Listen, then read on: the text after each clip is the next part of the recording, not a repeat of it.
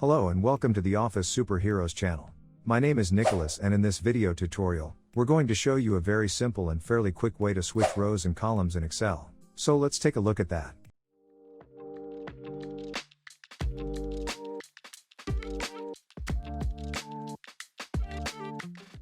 First of all, we need to mark the cells that we want to switch. We're going to right-click. This will bring up the table and we click on Copy. Now we'll click in the cell where we want to place the top left corner of the table. For example, we'll click on cell G2. We'll right-click. We'll select Paste Special. Select Paste Special again. The table will be displayed. We check the Transpose option. This function can switch rows and columns of the table.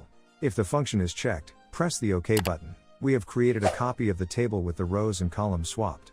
However, the Transpose function is static, which means that if we want to change a value in the source table, the values in the switch table will not change. Done.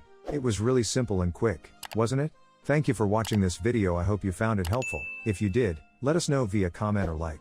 Would you like to see more videos on how to learn how to work with Excel quickly and really easily? If so, be sure to subscribe.